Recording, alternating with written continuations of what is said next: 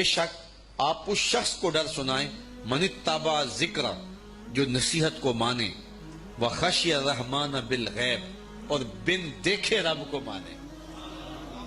یار جب کوئی دیکھ لے سامنے آنکھوں کے آ جائے تو پھر تو وہ فرعون نے بھی کہا تھا نا آمن تو برب موسیٰ میں موسیٰ کے رب پر ایمان لایا ہوں. تو دیکھ کے یہ تو بدبخت ایسے تھے چاند ٹکڑے ہوتے دیکھا پھر بھی نہ مانا. اور مدینے والوں نے کچھ بھی نہ دیکھا کہا ہم جانے وار دیں گے آپ کے نام پہ. تو کہا کہ محبوب وہ تیری راہیں تک رہے ہیں وہ تیرا انتظار کر رہے ہیں اور وہ بن دیکھے مان رہے ہیں. اللہ اکبر. الذین یؤمنون بالغیب بن دیکھے انڈکھے جو سودے کرتے ہیں. بڑا معروف نام ہے بہلول کا.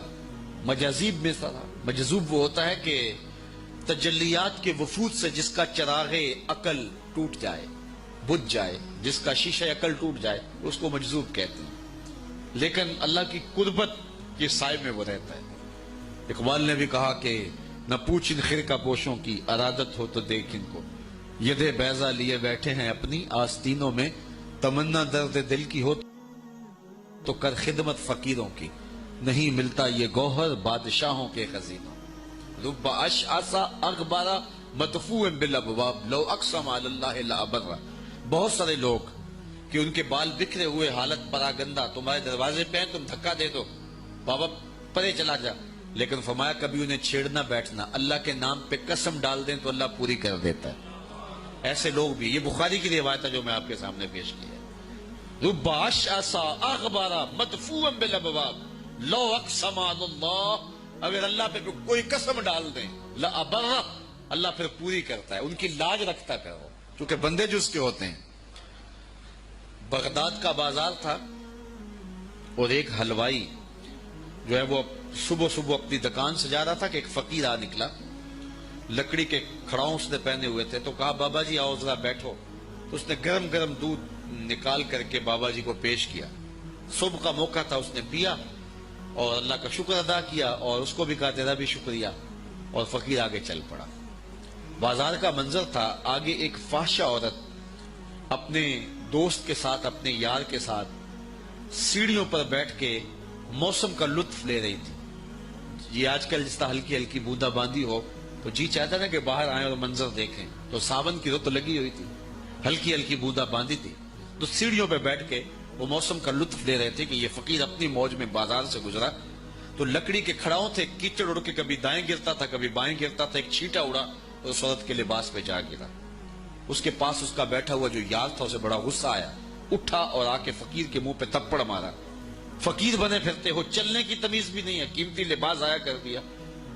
فقیر نے آسمان کی طرف دیکھا اور ہنس کے کہا مالک تو بھی بڑا بے نیاز ہے. کہیں سے دودھ پلواتا ہے کہیں سے تھپڑ مرواتا ہے. حضرت داتا گنج بخش علی حجویری کشف الماجوب میں لکھتے ہیں فقیر اتنی دیر تک فقیر نہیں بنتا جب تک خدا کی رضا پہ راضی نہیں ہو جاتا. بلیا لوکی تینو کافر کافر آکھن تو آہو آہو آکھ. جب تک یہ کیفیت نہیں ہو جاتی فقیر فقیر نہیں بنتا. کہا مالک تیری بھی عجیب شان ہے کہیں سے دودھ پلواتا ہے کہیں سے تھپڑ مرواتا ہے. یہ کہہ کے فقیر آگے چل پڑا. وہ عورت چھت پہ جانے لگی تو پاؤں پھسلا سیڑھی سے تو سر کے بل گری. چوٹ کوئی ایسی آئی کہ موقع پہ فوت ہو گئی. شور مچ گیا کہ فقیر نے کوئی بد دعا دی تھی آسمان کی طرف منہ کر کے تو یہ قیمتی جان چلی گئی. فقیر ابھی بازار کے دوسرے کونے تک نہیں پہنچنے پائے تھے کہ پکڑ لیے گئے. لوگوں نے کہا فقیر بنے پھرتے ہو حوصلہ بھی نہیں رکھتے ہو. کیا ہوا میاں؟ کہا تم نے بد دعا دی اور عورت کی جان گئی. کہا بلّہ میں نے تو کوئی بد دعا دی تھی. کہا نہیں تیری بد دعا کا کیا دھرا ہے. لوگوں نے جو ہے وہ ضد کی کہ تو نے کوئی بد دعا دی تھی تب ایسا ہوا ہے. جب لوگوں نے ضد کی نا اس نے کہا اگر سچی بات پوچھتے ہو نا تو میں نے بد دعا کوئی نہیں دی. یہ اصل میں یاروں یاروں کی لڑائی ہے. کہا وہ کیا؟ کہا جب میں گزر رہا تھا تو میرے پاؤں سے چینٹا اڑا اس عورت کے لباس پہ پڑا تو اس کے یار کو غصہ آیا اس نے مجھے مارا پھر میرے یار کو بھی غصہ آ گیا. تو کہا رب اشعث اغبر مدفوع بالابواب لو اقسم علی اللہ لابر. اولاد کی تربیت ہمارے ذمہ لازم ہے اور اس تربیت کا بہترین ذریعہ ہماری اپنی تربیت. اولادیں ہماری گفتگو کو تھوڑا ہمارے عمل کو زیادہ قبول کریں. آج لوگ ہمارے پاس آتے ہیں جی ہمارا بچہ نماز نہیں پڑھتا.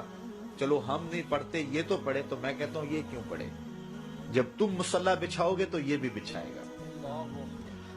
تو ہم نے اپنے عمل سے اپنی اولاد کو جو ہے وہ سیدھا کرنا ہے اور ان کو درست راستے پہ لانا ہے. بالخصوص بچے جب چھوٹے ہوتے ہیں اس وقت وہ ماں باپ کی بات کو غور سے سنتے ہیں. انہیں ماں باپ سے بہت زیادہ محتاجی ہوتی ہے, ضرورت مند ہوتے ہیں اور ماں باپ کی عادات کو کاپی کرتے ہیں.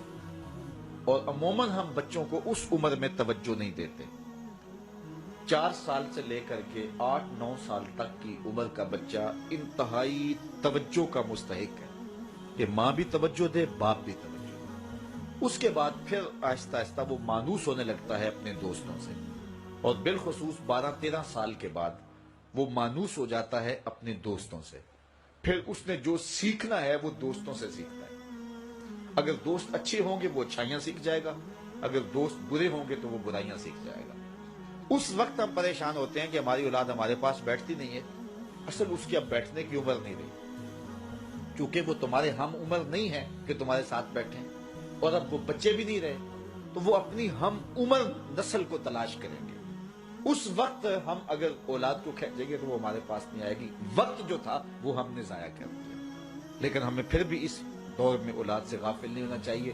ہمیں ایک تو کوشش کرنی چاہیے کہ اچھے لوگوں کی دوستی ان بچوں کے ساتھ جو ہے وہ پیدا کرنے کی کوشش کریں. المرء علی دین خلیلہ فلینظر احدکم من یخالط. رسول اللہ صلی اللہ علیہ وسلم نے ارشاد فرمایا ہر شخص اپنے دوست کے دین پہ ہوتا ہے, تو جب وہ دوستی لگانے لگے تو دیکھے کہ وہ دوستی کس سے لگا رہا ہے. تو جب یہ عمر بچوں کی پہنچ جائے تو اس وقت یہ خیال کیا جائے. اور حضرت سیدنا علی المرتضیٰ رضی اللہ تعالی عنہ نے فرمایا کہ 15 سال سے لے کر کے 20 سال تک کی عمر انتہائی اہم عمر ہے, اور اس عمر میں ہی نظریات بنتے ہیں اور خیالات پختہ ہوتے ہیں.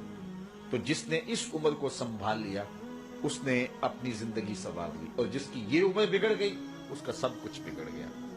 اس وقت میرے خیال کے مطابق 15 سے 20 سال تک کی اس عمر کو دوست بھی نہیں اتنا بگاڑ سکتے, معاشرہ بھی اتنا نہیں بگاڑ سکتا. اس عمر کو اس وقت سب سے زیادہ جو چیز بگاڑ رہی ہے وہ ہمارا سوشل میڈیا ہے, ہمارا الیکٹرانک میڈیا ہے, اور یہ موبائل جو ہر بچے کے ہاتھ میں آ گیا. تو کم از کم 15 سال سے لے کر 20 سال تک کی عمر کے بچوں کو آپ موبائل لے کر نہ دیں, اور انتہائی ضرورت پر ان کو استعمال کرنے کی اجازت دیں. باقی ان کو اس عمر کے اندر اگر آپ نے اجازت فراہم کر دی اور وہ آپ کے کہے میں نہ رہے تو یہ ایسی بربادی ہے, ایسی تباہی ہے کہ جس کا ازالہ بعد میں بہت مشکل ممکن ہوگا. اس لیے اس وقت سب سے زیادہ ہمیں جو چیز نقصان پہنچا رہی ہے, ہماری معاشرت کو جو چیز کھوکھلا کر رہی ہے وہ یہ چیز ہے. یہ میں کل کی ایک رپورٹ پڑھ رہا تھا انڈیا کی, کہ انڈیا کا جو معاشرہ ہے اس میں جو نوجوان ہیں وہ بالکل اس میڈیا کی وجہ سے برباد ہو گئے, اور پاکستان میں بھی اس کے اثرات جو ہیں وہ بہت سارے ہیں. لیکن یہاں اب بھی کوئی شرم و حیا موجود ہے, لیکن اگر ہم نے اپنی نسل کے آگے بند نہ باندھا تو یہ میڈیا مغرب کی جانب سے ہماری معاشرتوں کو تباہ کرنے کے لیے ایک ہتھیار کے طور پہ استعمال کیا جا رہا ہے, اور ہماری نسل بڑی تیزی کے ساتھ جو ہے اس کا شکار ہو رہی ہے, اور گھر لٹ رہے ہیں. شرم و حیا وہ جو ہے وہ اس کا جنازہ نکل رہا ہے. تو اس حوالے سے والدین کو خصوصی توجہ دینے کی ضرورت ہے.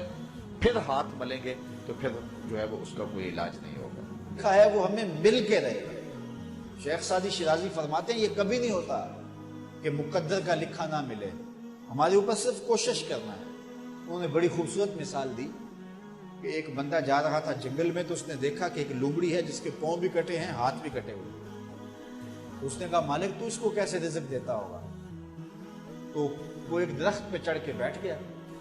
ایک شیر آیا, اس نے شکار کیا اور کچھ کھایا اور باقی بس خردہ چھوڑ کے چلا گیا. یہ رینگتی ہوئی آگے بڑھی اور وہ جو بچا کھچا تھا اس نے وہ کھا لیا. تو اس کا بڑا یقین کامل ہو گیا. اس نے کہا کہ مالک تو کتنا کریم ہے, اس کو بھی رزق دیتا ہے. ایک غار میں جا کے بیٹھ گیا. جب وہ بے دست و پا لومڑی کو رزق دیتا ہے انہیں تو پھر انسان. ایک پہر گزرا, 2 پہر گزرے, تو ہاتف سے آواز آئی میرے بندے میں تجھے بھی دوں گا لیکن شیر بن لومڑی نہ بن, شیر بن لومڑی نہ بن, کہ خود بھی کھا اور اوروں کو بھی کھلا. تو قسمت کا ہے جو مل کے رہتا ہے.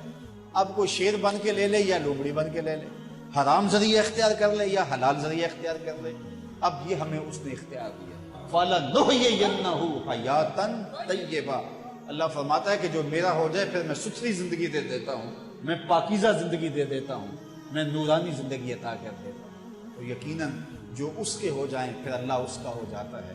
فَلَنُحْيِيَنَّهُ حَيَاتًا طَيِّبَةً کا روپ چڑھتا ہے ان کے چہرے کے اوپر، زندہ ہوتے ہیں تو خوبصورت زندگی گزارتے ہیں، اور جب اس دنیا سے جاتے ہیں تو پھر بھی خوبصورت زندگی گزارتے ہیں۔